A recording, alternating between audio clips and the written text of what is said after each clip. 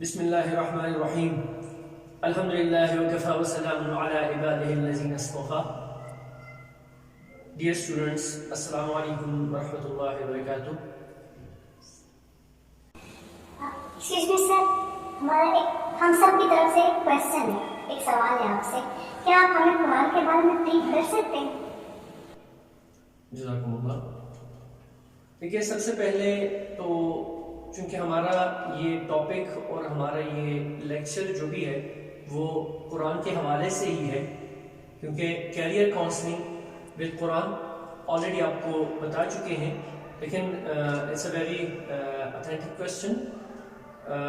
سب سے پہلے تو میں آپ لوگوں کو یہی ایک سجیشن دوں گا کہ آپ لوگوں کا جو بھی سوال ہو وہ مجھے لکھے بھجوایا کریں، یا کلاس کے بعد جو بھی آپ کے سوالات ہوں گے ان کے جوابات میں آپ کو پھر نیکسٹ ڈے دیا کروں گا. اینی ویز میں آج آپ لوگوں کے ساتھ، چونکہ آپ لوگوں نے سب کا یہی ہے، تو اسی پہ بات کر لیتے ہیں کہ قرآن ہمارے بیچ کیسے آیا اور کہاں پر اور کتنے سٹیپس میں یہ قرآن پاک ہمارے پاس آ چکا ہے. آپ نے یہی سوچا ہوگا، سب سے پہلے حواس خمسہ یعنی زبان، آنکھیں، کان اور ناک، یہ اسی کے تھرو ہم چیزوں کو محسوس کرتے رہتے ہیں اور انہی کے تھرو ہمیں چیزوں کی پہچان ہوتی ہے. اور دوسری جو چیز ہے وہ ہے عقل. یہ دو چیزیں انسان کو بہت آگے تک لے کے جاتی ہیں. لیکن ایک تیسری چیز وہ ہے علم الغیب، اور علم الغیب کے بعد ایک اور چیز ہے وہ ہے وحی. اور چونکہ ہم انسان ہیں لہٰذا وحی کے ذریعے ہمیں کوئی چیز نہیں آ سکتی. وحی صرف اور صرف پیغمبر رسول کریم صلی اللہ علیہ وآلہ وسلم پر اور انبیاء کرام پر وحی نازل ہوتی تھی، اور اسی وحی کے ذریعے آج یہ جو قرآن ہے، جو ایک پورا آپ کو پتہ ہے کہ ایک اتھینٹک ایک چیز ہے، ایک کتاب ہے اور سب سے بہترین کتاب ہے، اور دنیا میں اس سے بہترین کوئی کتاب ہو ہی نہیں سکتی. یہ وحی کے ذریعے خاتم الانبیاء، خاتم الرسول، آقا نامدار حضرت محمد مصطفیٰ صلی اللہ علیہ وآلہ وسلم پر مختلف طریقوں پر وحی کے ذریعے نازل ہوئی. اب وہ طریقے کس طرح تھے اور کیا تھے، وہ تھوڑے سے ہم آپ کو آج بریف کر لیتے ہیں. چونکہ آپ کے میرا خیال سوال بھی آپ کا یہی تھا کہ قرآن کیا ہے، کیسے یہ نازل ہوا، اور قرآن میں وہ تو ساتھ ساتھ ہم ڈسکس کریں گے، لیکن آج ہم اسی کو لے کے چلتے ہیں. اور سب سے پہلا جو ہمارا ہے وہ ہم وحی پہ ڈسکشن کر لیتے ہیں. قرآن کریم چونکہ سرور کائنات حضرت محمد مصطفیٰ صلی اللہ علیہ وآلہ وسلم پر وحی کے ذریعے نازل کیا گیا ہے، اس لیے سب سے پہلے آج ہم وحی کو ڈسکس کرتے ہیں اور وحی کی ضرورت کیوں کر پیش آئی. حضرت عائشہ رضی اللہ عنہا فرماتی ہیں کہ ایک مرتبہ حضرت حارث بن حشام رضی اللہ عنہ نے نبی کریم صلی اللہ علیہ وآلہ وسلم سے پوچھا کہ آپ پر وحی کس طرح آتی ہے. تو نبی کریم صلی اللہ علیہ وآلہ وسلم نے فرمایا کہ کبھی تو مجھے گھنٹی کی سی آواز سنائی دیتی ہے اور وحی کی یہ صورت میرے لیے سب سے زیادہ سخت ہوتی ہے. پھر جب یہ سلسلہ ختم ہوتا ہے تو جو کچھ اس آواز نے کہا ہوتا ہے مجھے یاد ہو چکا ہوتا ہے، اور کبھی فرشتہ میرے سامنے ایک مرد کی صورت میں آ جاتا ہے. یہ صحیح بخاری کی حدیث میں نے آپ کے سامنے پیش کی. حضرت عائشہ رضی اللہ عنہ اسی حدیث کے آخر میں فرماتی ہیں کہ میں نے سب جاڑوں کے دن میں آپ پر وحی نازل ہوتے ہوئے دیکھی ہے. ایسی سردی میں بھی جب وحی کا سلسلہ ختم ہوتا تو آپ کی مبارک پیشانی پسینے سے شرابور ہو چکی ہوتی تھی. ایک اور روایت میں حضرت عائشہ رضی اللہ عنہ بیان فرماتی ہیں کہ جب آپ پر وحی نازل ہوتی تو آپ کا سانس رکنے لگتا، چہرہ انور متغیر ہو کر کھجور کی شاخ کی طرح زرد پڑ جاتا، سامنے کے دان سردی سے کپ کپانے لگتے اور آپ کو اتنا پسینہ آتا کہ اس کے قطرے موتیوں کی طرح ڈھلکنے لگتے تھے۔ وہی کی اس کیفیت میں بعض اوقات اتنی شدت پیدا ہو جاتی کہ آپ جس جانور پر بھی بیٹھے ہوتے اس وقت وہ آپ کے بوجھ دبے بیٹھ جاتا۔ اور ایک مرتبہ آپ نے اپنا سر اقدس حضرت زید بن ثابت رضی اللہ عنہ کے زانوں پر رکھا ہوا تھا کہ اسی حالت میں وحی نازل ہونی شروع ہو گئی۔ اس سے حضرت زید رضی اللہ عنہ کی ران پر اتنا بوجھ پڑا کہ وہ ٹوٹنے لگی۔ بعض اوقات اس وحی کی ہلکی ہلکی آواز دوسروں کو بھی محسوس ہوتی تھی۔ حضرت عمر رضی اللہ عنہ فرماتے ہیں کہ جب آپ پر وحی نازل ہوتی تو آپ کے چہرے انور کے قریب شہد کی مکھیوں کی بنبناہٹ جیسی آواز سنائی دیتی تھی۔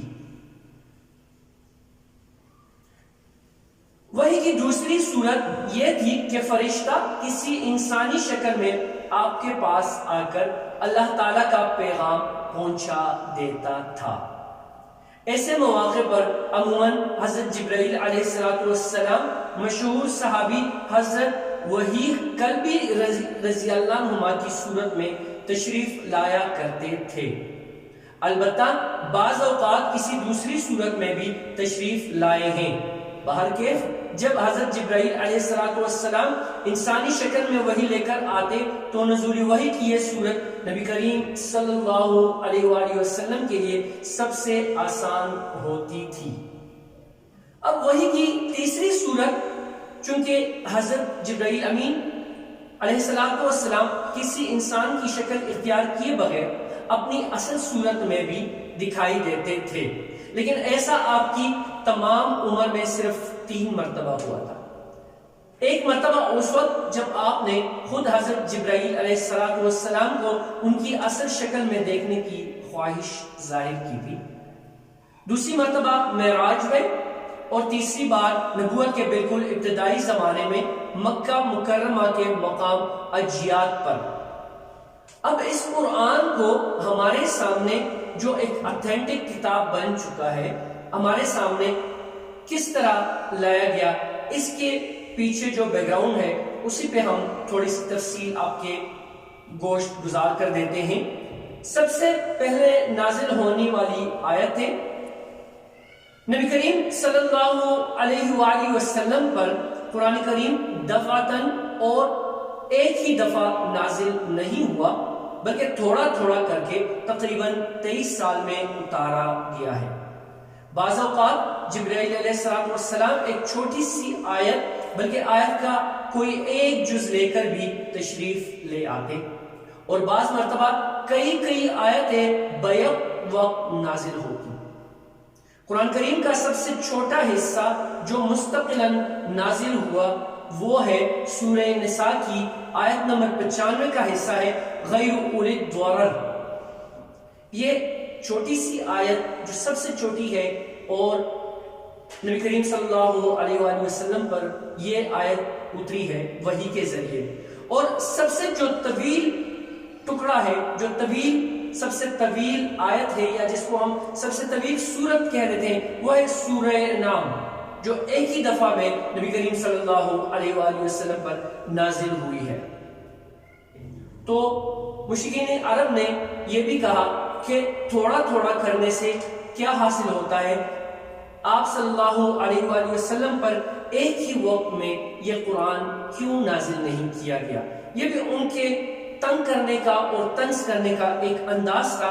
تو بارگاہ الہی سے اللہ تعالیٰ نے خود ان کے اس سوال کا جواب جو دیا ہے، جو سورہ فرقان میں ہے، اور یہ لوگ یعنی کافر لوگ کہتے ہیں کہ ان پر سارا قرآن ایک ہی دفعہ میں کیوں نازل نہیں کر دیا گیا؟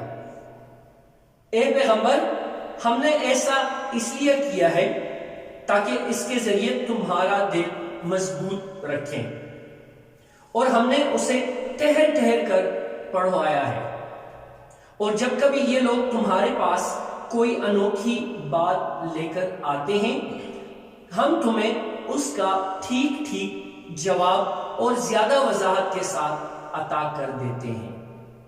نبی کریم صلی اللہ علیہ وآلہ وسلم امی تھے، لکھتے پڑھتے نہیں تھے، اس لیے اگر سارا قرآن ایک مرتبہ نازل ہو گیا ہوتا تو اس کا یاد رکھنا اور ضبط کرنا دشوار ہوتا۔ اس کے برخلاف حضرت موسیٰ علیہ السلام لکھنا پڑھنا جانتے تھے، اس لیے ان پر تورات ایک ہی مرتبہ نازل کر دی گئی۔ اگر پورا قرآن ایک دفعہ نازل ہو جاتا تو تمام احکام کی پابندی فوراً لازم ہو جاتی، اور یہ اس حکیمانہ تدریج کے خلاف ہوتا جو شریعت محمدی میں ملحوظ رہی ہے۔ نبی کریم صلی اللہ علیہ وآلہ وسلم کو اپنی قوم کی طرف سے ہر روز نئی اذیتیں برداشت کرنی پڑتی تھیں۔ جبرائیل امین علیہ السلام کا بار بار قرآن کریم لے کر آنا ان اذیتوں کے مقابلے کو آسان بنا دیتا تھا اور آپ کی تقویت قلب کا سبب بنتا تھا۔ قرآن کریم کا ایک بڑا حصہ لوگوں کے سوالات کے جواب اور مختلف واقعات سے متعلق ہے، اس لیے ان آیتوں کا نزول اسی وقت مناسب تھا جس وقت وہ سوالات کیے گئے یا وہ واقعات پیش آئے۔ اس سے مسلمانوں کی بصیرت بھی بڑھتی تھی اور قرآن کریم کی غیبی خبریں بیان کرنے سے اس کی حقانیت اور زیادہ آشکارا ہو جاتی تھی۔ اب یہاں پر شان نزول کے حوالے سے بات کر لیتے ہیں۔ قرآن کریم کی آیتیں دو قسم کی ہیں۔ کتنے قسم کی؟ دو قسم کی۔ ایک تو وہ آیتیں ہیں جو اللہ تعالیٰ نے از خود نازل فرمائی، کوئی خاص واقعہ یا کسی کا کوئی سوال وغیرہ ان کے نزول کا سبب نہیں بنا۔ دوسری آیات ایسی ہیں کہ جن کا نزول کسی خاص واقعے کی وجہ سے یا کسی سوال کے جواب میں ہوا، جسے ان آیاتوں کا پس منظر کہنا چاہیے۔ یہ پس منظر مفسرین کی اصطلاح میں سبب نزول یا شان نزول کہلاتا ہے۔ مثلا سورہ بقرہ کی آیت نمبر 221 ہے وَلَا تَنكِحُوا الْمُشْرِكَاتِ حَتَّى يُؤْمِنْ وَلَأَمَةٌ مُؤْمِنَةٌ خَيْرٌ مِّن مُشْرِكَةٍ وَلَوْ أَعْجَبَتْكُمْ، اور مشرک عورتوں سے اس وقت تک نکاح نہ کرو جب تک وہ ایمان نہ لے آئیں، یقیناً ایک مومن باندی کسی بھی مشرک عورت سے بہتر ہے، خواہ وہ مشرک عورت تمہیں پسند آ رہی ہو۔ یہ آیت دراصل ایک خاص واقعہ میں نازل ہوئی تھی۔ زمانہ جاہلیت میں حضرت مرثد بن ابی مرثد غنوی کے عناق نامی ایک عورت سے تعلقات تھے۔ اسلام لانے کے بعد یہ مدینہ طیبہ چلے آئے اور وہ عورت مکہ مکرمہ میں رہ گئی۔ ایک مرتبہ حضرت مرثد رضی اللہ عنہ کسی کام سے مکہ مکرمہ تشریف لے گئے تو عناق نے انہیں گناہ کی دعوت دی۔ حضرت مرثد نے صاف صاف انکار کر کے فرمایا کہ اسلام میرے اور تمہارے درمیان حائل ہو چکا ہے، لیکن اگر تم چاہو تو میں نبی کریم صلی اللہ علیہ وآلہ وسلم سے اجازت کے بعد تم سے نکاح کر سکتا ہوں۔ مدینہ طیبہ تشریف لا کر حضرت مرثد رضی اللہ عنہ نے آپ سے نکاح کی اجازت چاہی اور اپنی پسندیدگی کا اظہار بھی کر دیا۔ اس پر یہ آیت نازل ہوئی اور اس نے مشرک عورتوں سے نکاح کی ممانعت کر دی۔ دیکھیے ہر جگہ پر اگر شان نزول وہی نزول، بیک گراؤنڈ بیسیکلی کیا ہے قرآن کی آیتوں کا، ہم بعض اوقات چھوٹی سی چھوٹی ایک آیت کو لے کر اس کا ترجمہ کسی کے سامنے غلط اس کے لیے رکھ دیتے ہیں۔ بیک گراؤنڈ میں اس آیت کی کیا ہے وہ جاننا بہت ضروری ہے، ہمارے لیے، آپ کے لیے، ہم سب کے لیے۔ کیونکہ جب تک ہم بیک گراؤنڈ نہیں جان سکیں گے ہم آگے نہیں بڑھ سکیں گے. وما علینا الا البلاغ.